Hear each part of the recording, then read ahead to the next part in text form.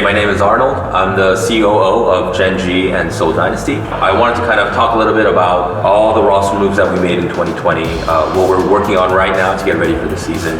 You know, it's coming up very soon in a few weeks, both the start of the season as well as our homestand.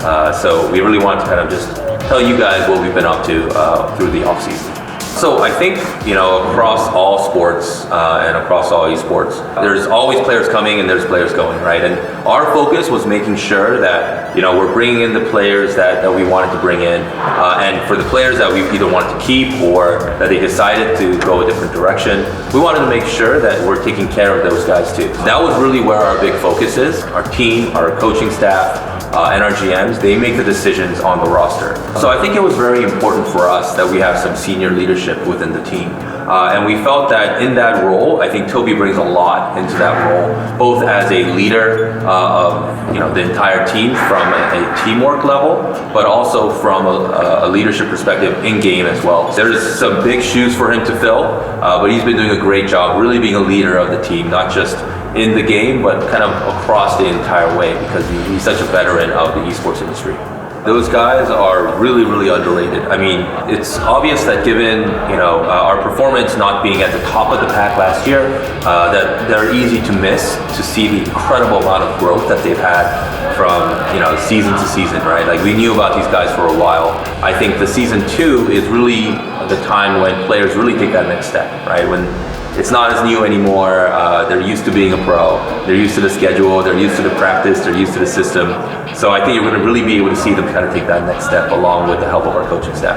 This one is something that we're really proud of. I know there's a lot of backlash of like teams refusing to invest in their tier 2 program and all of that kind of stuff. So we ignore all that noise, right? What we know is that the best players in the world, you have to start developing them at an early age.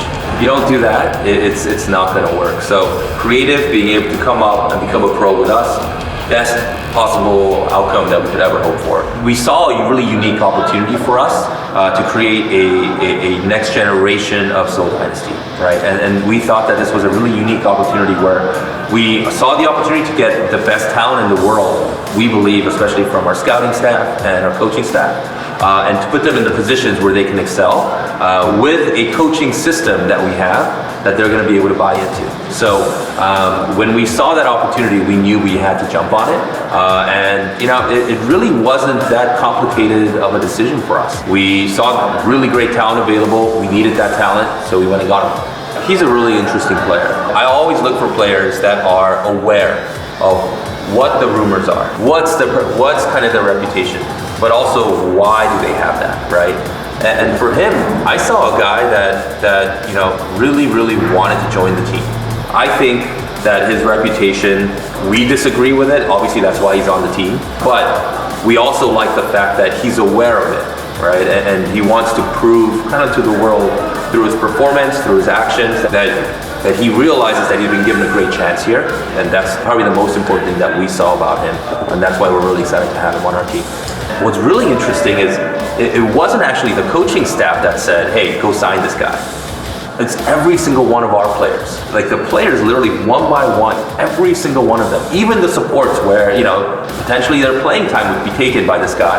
We're saying, no, you got to bring this guy in. I played with him, I know him, and he'd be a great addition to the team. One of the things is we always say we're a player-first organization. It doesn't mean the players choose our roster decisions, but we do take it very seriously when, players do. We respect their opinion and their voice.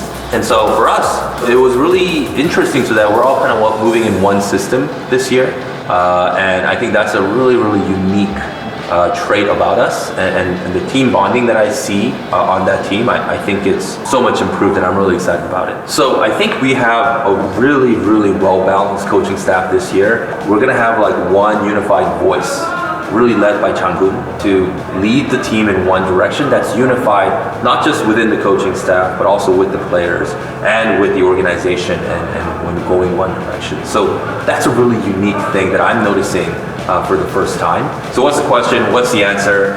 Let's make a decision. And I think Chang-gun does a great job of empowering those kind of decisions and moving quickly. And having him as head coach seemed like a very obvious choice. And we're really excited about the direction we're going. So I think 2020 is going to be a bridge year. This is a brand new system, brand new league. All of this is brand new.